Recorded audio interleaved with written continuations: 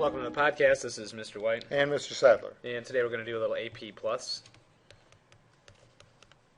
for section 2.6, which is going to ask us to do a few problems and analyze some free body diagrams. Okay. So on page 206 it says, imagine two blocks sitting at rest on top of each other on a table. The top book has a mass of 2 kilograms. The book under has a mass of 3. And the table has a mass of 20. Clearly there is a force of gravity on all three. In addition, because some of the objects are in contact with other objects, there may be forces on one object, by one object on another. So draw a free body diagram for each object. On each diagram, draw the arrows representing the force of gravity and any other forces on the object by another object, including the floor. Okay.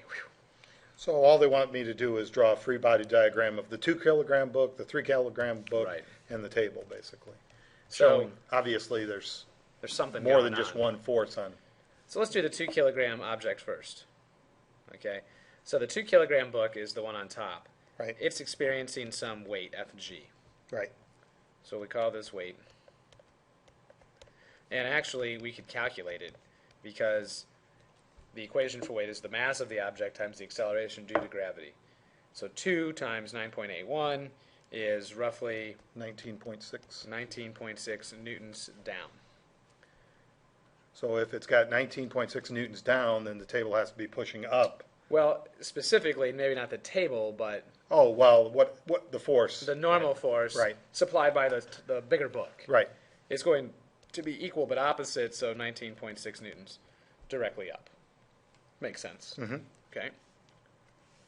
Then of course we have some other things here. We have the 3 kilogram book, and so there's a lot going on here. Let's see. So we know for a fact that the 3 kilogram book is experiencing its own weight, Right.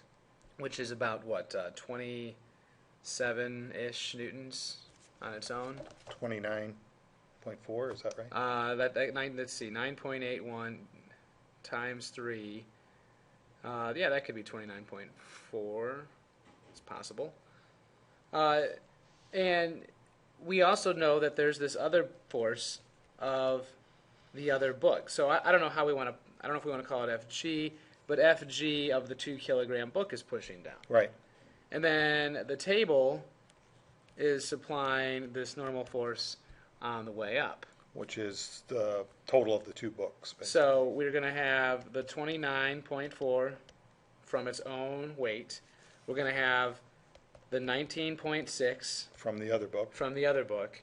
And then we're going to total them to get roughly 49 newtons pushing up. Right. Okay, so if you were to look at the diagram in your book, which actually might be more helpful, that's going to help you see where we're getting these numbers and why I've drawn 2 arrows down here as opposed to only 1 up. And obviously the book's not moving, so therefore we know that the up and the down has to be equal. That's correct.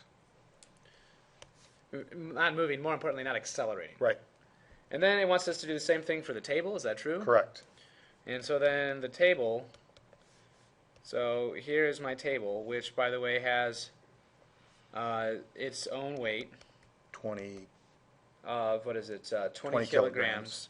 So its mass times gravity. So that's going to be about 196 Right. newtons. Plus, it's dealing with The 2 books, which is a total of 49. the weight of the 2 books, which we were just told was 49 newtons. The floor must be supplying an up force That's equal to those 2. that's equal but opposite to those 2. correct. So the 49 plus the 196 is roughly 245. 245 newtons up. If the floor can't support 245 newtons, what happens? The table would crash through the floor. Crash through the floor.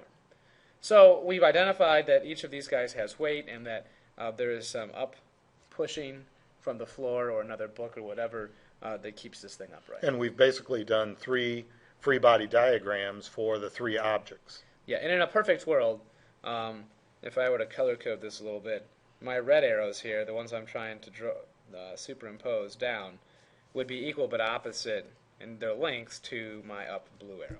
Correct. It's not a perfect world, so please don't measure those arrows. Number 2 then asks us to go to the next step. It says a person is pulling a frictionless 10-kilogram wagon with a 100 Newton force. The 10-kilogram wagon is attached to a frictionless 4-kilogram wagon. It says draw a free body diagram for each object. On each diagram, draw arrows representing the force of gravity and any other force on the object by another object. It wants to know about acceleration. It wants to know about the tension in each of the strings. It wants to know about the force. Okay, so I've got 3 objects. Is that correct? Correct. So what do we think? I should probably draw three Right. free body diagrams. We're going to start at the boy, or are we going to start at the cart? Let's start with the tiny cart. Okay. Okay, and then we'll move to the larger cart, and then we'll move to the bigger kid. Look at that art. So on the smallest cart, we have 3 forces. Okay, because there's no friction, right? Correct. Frictionless. That's awfully convenient, by the way. So no friction. So one of the forces is the weight of the cart. Is that true? Correct. Then there's this normal force, equal but opposite. Correct. And then there's this force pulling it to the right. So we're going From to the call bigger it cart. a tension force. And we're not quite sure what that is yet. Is Right. that true? Mm-hmm. Then we have this other weight force for the larger cart that, of course, is got some normal because it's not accelerating up or down. Correct. There is some tension force here. I suppose because they're equal but opposite, I can call them both T1. All right. And I do that because I'm going to call this guy T2. Okay. And then, of course, I've got the weight of the kid. And I've got his normal force. And he's pulling on cart 1, which was experiencing a force of T2. And so there's some push force that he's supplying. Is that correct? Mm-hmm.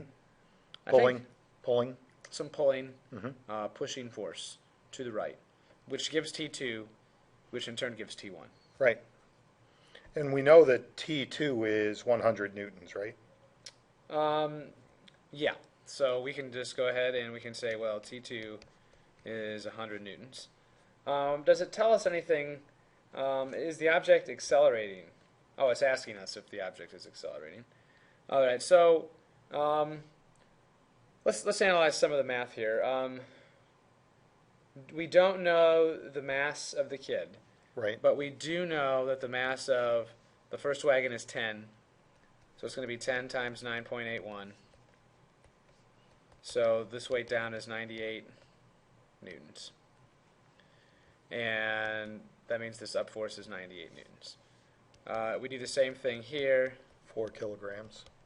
This is something less than 40, but really close to 40. Do we have an exact number on that? On the weight of... Doesn't look like it. Okay. So 4 times 9.81, so something close to 40 newtons down, which means 40 newtons up. So all these wagons, they're attached, is that correct? Correct. And so if I'm accelerating wagon 1, the heavy wagon, am I accelerating the lighter wagon? Yes, everything's attached. Yeah. So the question becomes, we want to know about the acceleration first and foremost. Right. Okay? So we've got a total of 100 newtons. Right. And he's basically pulling 14 kilograms, right? So I do have the mass. Right. So when we say 14, we're talking about big wagon plus tiny wagon. Correct. So the pulling force is 100 newtons. The mass with which I'm pulling is 14 kilograms. So it's asking about acceleration. That's the only thing. Right. So that I I have just left to take find. 100 divided by 14. And so that's going to give me about, what, 7. 7.1 meters per second squared is the acceleration. And that means the boy, the cart, the big cart, and the small cart are all accelerating at that speed. Right. They probably can't accelerate at that rate for too long, can they? I wouldn't think so. No, that's going to be a very brief moment in time. And then, so it says, so we found the acceleration. What is the force of tension in each of the strings? Okay, so if we know the acceleration, we take this to the next step, and we say the force is equal to the mass of the tiny cart times its acceleration, which we just found out. Right. And that the force is equal to the mass of the large cart times its acceleration. So you'd go 4 times 7.1, you'd go 10 times 7.1, and you would determine in the tiny cart it would be 28.4 newtons, and in the larger cart it would be 71 Correct. newtons. And if you do a little math here, 71 newtons and 28 newtons adds up to be about 100 newtons, which is how much total force we have in the total. So what we're saying here is that, yes, T1 is 28 newtons, and that T2 is about 71 newtons.